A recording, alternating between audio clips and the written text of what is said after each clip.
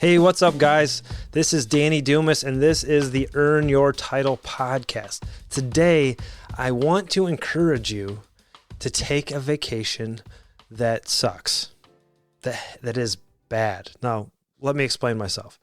Obviously, I want vacations to be fun and enjoyable and a good experience. And I also understand that many people get a very limited amount of time for vacation. I understand that. So I'm not saying that you shouldn't have a vacation that's fun. What I am saying, especially if you have kids, is you should take some time away to do something that is challenging and has a really large percentage of it that is hard to do. I'd like to give you a little story. I just came back from a vacation in Maine. And also 3 weeks prior to that, I came back from a vacation in Florida. And I'd like to compare and contrast these two vacations. When we went to Florida, we stayed in a super nice Airbnb, like a 5-bedroom home, had its own pool. The whole complex had a big pool with a lazy river and a splash pad. The kids loved it. It was awesome. We did Disney. We went to the beach. It was fun. It was relaxing. And other than walking a little bit and being a little bit warm, going to Disney, it really was an easy vacation. We flew there. It was good. Contrast that to the trip we just got back from Maine. We drove for 6 hours to New York, stayed there a couple days, drove for another 8 hours to Acadia National Park near the coast of Maine and the Atlantic, and there were bugs. And it was hot, and it was cold, and it rained. And we hiked every single day, just about every single day. We would hike up these mountains and get these amazing views and hike back down and be tired and exhausted. And then we went to Baxter State Park. And if you've never been to Maine, this was my first trip. Let me paint a picture. Imagine woods as far as you can see. And imagine in those woods is as many mosquitoes as you could ever possibly imagine. That would be Baxter State Park. Vaulted toilets, no flush toilets, no even potable water, no water that you could drink like out of a tap. You had to bring all that in with you. And when we pulled into Baxter State Park, it was like the 4th, 5th day of our trip.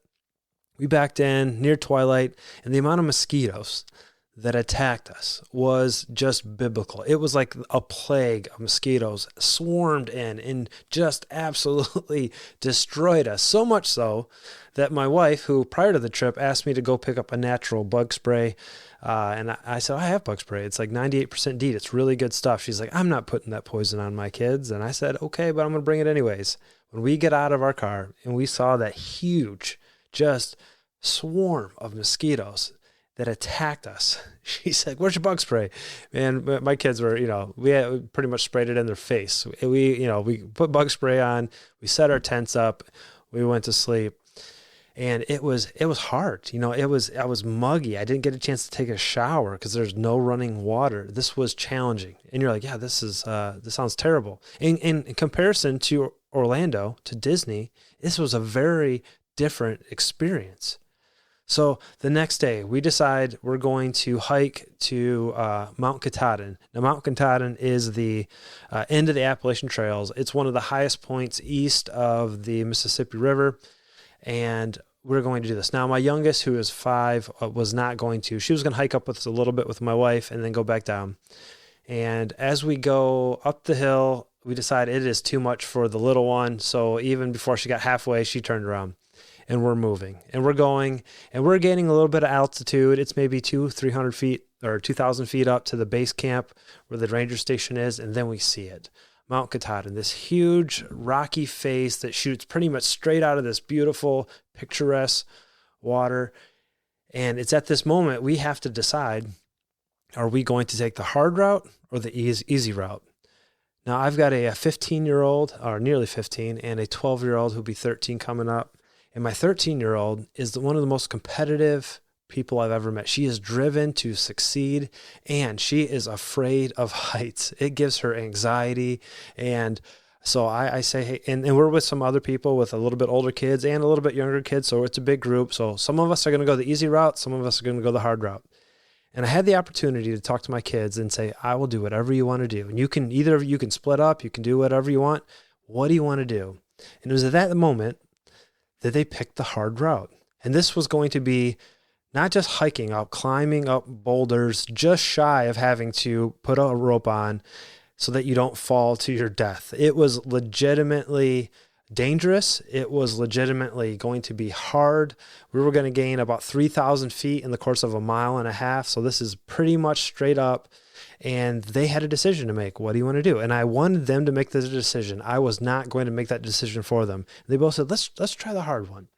So we head up, we fill up our water bottles, we head up, and we start climbing, and it's going good. It's fun. We're climbing boulders, and we get about halfway up when we crossed over this crest, and the wind picks up, and it is just blasting us. I mean, we are getting, where we have to sit down behind rocks to let this wind pass, and I see the anxiety in my daughter's face, and the fear just bubbles up, and she says, I got to sit down. I said, okay, let's sit down. I sat down and put my arm around her, and she said, I don't want to do this anymore. I want to go down. And at this point, because we were halfway up, going down was the more dangerous option. Climbing down off these boulders was not going to be easy. And I told her, we will go down, and we do not need to go to the summit, but the only way down is up. And she said, I know it is. I'm just scared. So we would sit there, she'd breathe, slower breathing down, and we'd start climbing. And this stopping with fear and anxiety and having to overcome it happened maybe 4 or 5 times. We finally get to the very, very top of the rocky part, and she can see the summit. I'm like, Tinky, we don't have to go to the top. She's like, no, I'm going to do it. So as we approach the summit, we get there, she puts her hand on it, and the smile on her face was priceless. To see my son accomplish something, and he did all of it by himself. He didn't need me telling him where to go. He was up ahead. He was route finding for us, figuring out the best way. He built that confidence. She got up and overcame those fears. And as we walked down, I reflected. We had a 2 or 3 hour walk back down the mountain, and I got to reflect on the differences in these 2 vacations.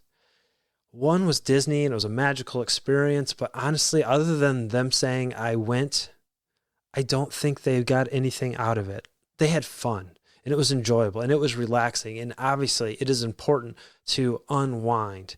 It is important to just relax and spend quality time not doing anything with your family. And I want you to do that. Please have nice, relaxing vacations. But the growth that I saw in my kids from climbing that mountain, from sleeping in a tent, from having to go to the bathroom in an uncomfortable situation where there's flies in the toilet, like it's a little gross, a little stinky. Man, what an awesome lesson. It's literally priceless. There's no other way for me to build confidence in my kids that they can do hard things other than doing hard things. There was my son, and then 2 of his friends were there with their family, and we had an opportunity to go down. We had climbed up this waterfall, and there was 2 trails on either side of the lake, and the boys said, we want to go this way. And everyone else said, we're going to go this way. And they took off. And I was talking to my friend Brandon, and we both said, this could be a really bad idea. And it could be. These boys could get lost. They could fall down and get hurt. There's things that could happen. And I told my buddy Brandon, I'm like, if we don't let them do things like this, they won't ever leave our basement. And we laughed, but it's the truth. If you want your kids to feel confident to, go away and go to college and make their own decisions, you have to let them go away and make their own decisions and realize that there are consequences. They very rarely, they're teenage boys. They don't always pay attention. They could have went down the wrong trail, and we could have been waiting for them for hours. They could have fallen and gotten hurt, and they would have had to figure that out. Now, I would never put them in a situation where I thought, man, if they make a mistake, they're going to die. Those consequences are too big. But as your kids get older, you have to put them in situations where they have to make a decision with real consequences. Now, you want to mitigate the risk. You want to teach them, hey, this is north, south, east, and west. Here's a map. Here's a compass. Here's how you guide and direct to get back to where you need. Now, obviously, I'm talking about actual map and compass on this, but, we can do that for our kids. Give them some guardrails. When you get to this, don't go farther than that. And then you have to let them go. You have to take vacations that suck, that have bugs, that are epic, because that is what they're going to remember. And you have to create situations that are dangerous but safe. I think Dr. Jordan Peterson said, let your kids do dangerous things safely. Let them push the limits. And that's what taking a sucky vacation is about. Now, was it all bad? No, we had lobster 3 or 4 times. We went out and whale watched. We sat on this big giant boat. We saw 3 humpback whales fly out of the water. One jumped completely breached out of the water. It was amazing. We saw epic sunsets. We had great conversation and had s'mores, and some of it was really easy and relaxing. And we swam in these rivers and waterfalls, and some of it sucked, and that was okay. I highly encourage you to find something that's challenging in your life and do it with your family. Epic things create epic results, and I want you to have an epic life. I want you to have time with your spouse that is more than just fancy dinners. Do things that push you. Do a race together. Go run a Tough Mudder. Do things that are harder than you thought you could. And I promise you, your life will be better. Your kids will be more brave, more courageous, more all the things that you want. They will. Let your kids know that life is not always comfortable. You create this bubble for your kids. And the first time they get touched and they've never been, hit by adversity, they're going to crack. But you got a kid that's, gone and climbed a mountain, that overcame their fears and realized that the only way to get down is to go up, then they are going to have just a rock solid mindset for life. So please go out and have a sucky vacation with your family and enjoy every single minute of it. My name is Danny Dumas, and this is the Earn Your Title podcast. I'm so thankful for watching. If you liked what you heard, share it with somebody else and listen to another episode. And don't forget to go out there and earn your title every day. Have a great day. Bye.